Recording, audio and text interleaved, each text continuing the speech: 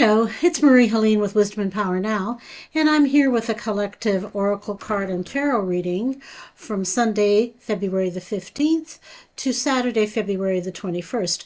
Now, I'm not typically around on a long weekend, and it is a long weekend here in Canada. However, there are a few things happening astrologically that I wanted to touch base on, and because they're significant events that are going to be impactful for people, whatever your sign, whatever you're doing in your life, you're going to feel the energetic shift. So the first thing is there's a new moon in Aquarius on Tuesday, February the 17th. Now, this new moon is also a partial solar eclipse, so it's known as the Ring of Fire. So you may, depending where you are in the world and depending on the cloud cover where you're at, you may be able to witness that. The other big highlight is that the new moon on the 17th also heralds in the beginning of the year of the fire horse in Chinese astrology. Now, the fire horse is quick, fast moving energy. It can be rather combustible.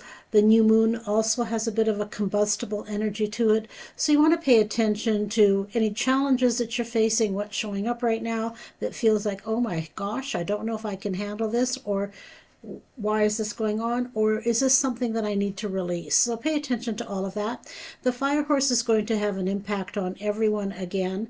I don't think this energy has been around for about 60 years. I mean, in Chinese astrology, the elements all show up every 12 years, and I think there's 5 of them. So, it isn't unusual, but every 60 years, the fire element shows up in terms of the horse. Now, the other astrological aspect that's occurring this week is Saturn is conjunct Neptune on the 20th of February, which is Friday. And that conjunction can bring about a whole bunch of areas because Saturn, number one, is about accountability.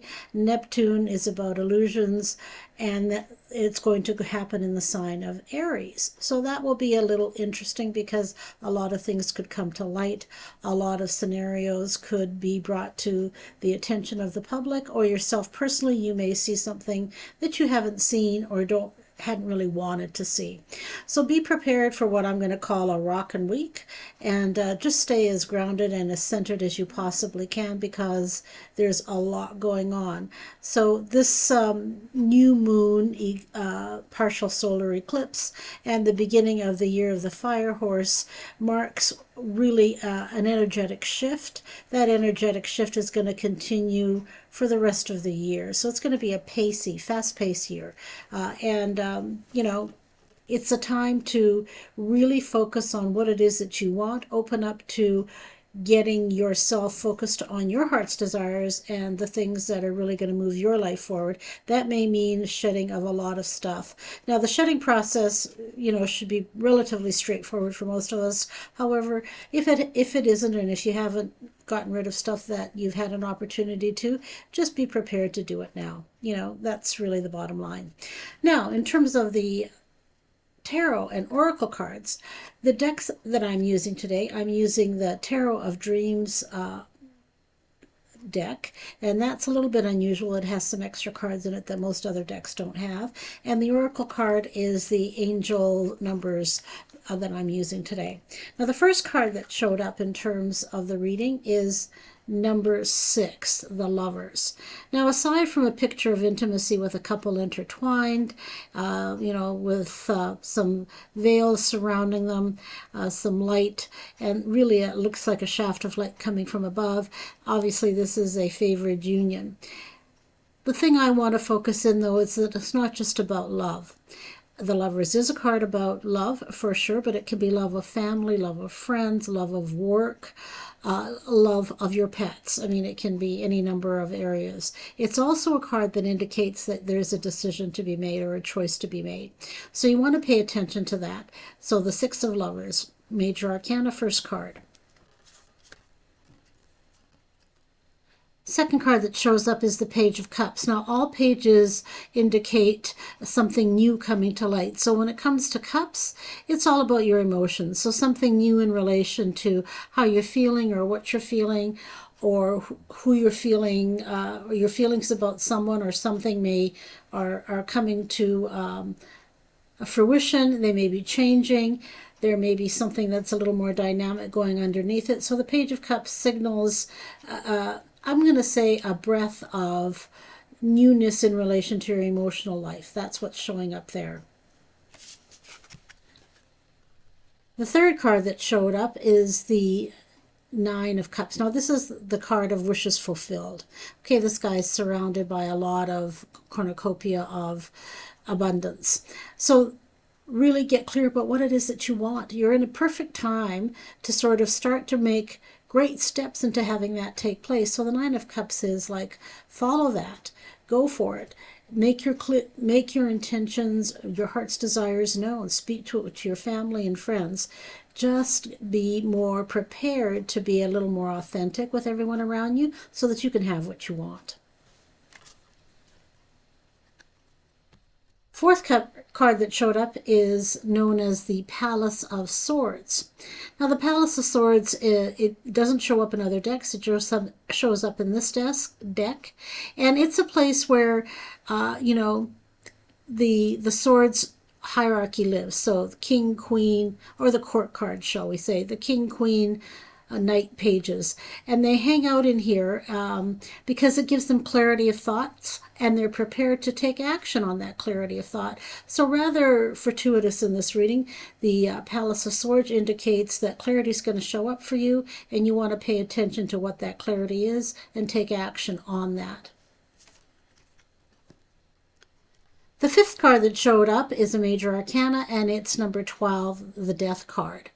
Now, it's kind of interesting because we're leaving the year of the snake this week, and so it's not surprising that the Death card shows up, because the transformation that the snake year represents is completing, and we're jumping off into a new era.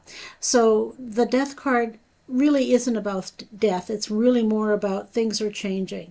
There is a transformation that's occurring. You want to embrace the new that wants to come out, and you want to let go of the old and do so with as much grace as possible. So again, major arcana number 12, the Death card. The last card that showed up is number 18, 17, the Star, and that's another major arcana.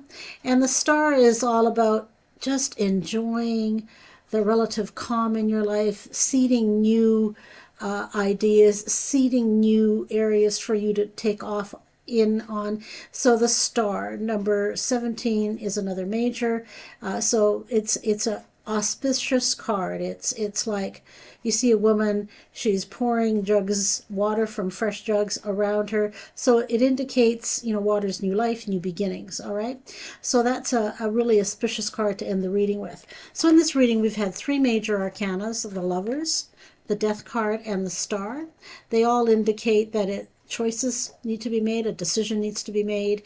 You're moving on with the transformation of your own life. You're letting go of what no longer serves you. Even if that's a little painful, you're going to do it. There might be some challenges that you face in doing that, but it's just time, and you're going to move that forward. The Star card indicates that you've moved forward from the challenges, and you're enjoying the respite and all the rest of it. We also had 2 cups, the Page of Cups and the Nine of Cups. And what those cards indicate is new beginnings in the Page, and the Nine of Cups is about heart's desires being fulfilled. So pay attention to that. And then the card that was very auspicious from my perspective is the Palace of Swords, which offers clarity of thought, which offers the insight to move forward in clear ways and new directions for you. So you want to ground that and move forward and have that take place for you. The last card that showed up in terms of the oracle, and again, this is from the angels, angel numbers, is 2255, and it's about self-love. Now, self-love is really kind of auspicious because we're in the sort of still the love season, if you will, in February. Valentine's Day was yesterday, so there will be some love stuff carrying on. So self-love is really important. If you don't love yourself, you don't have anything to give anybody else. So I hope you have a fabulous week. I will be back on Sunday, the 20, I guess it's the 20. I'm trying to think here in my head. I'll be back on Sunday, the 22nd of February, and we'll have some more information for you at that time. Take care. Bye for now. And really do have a great week.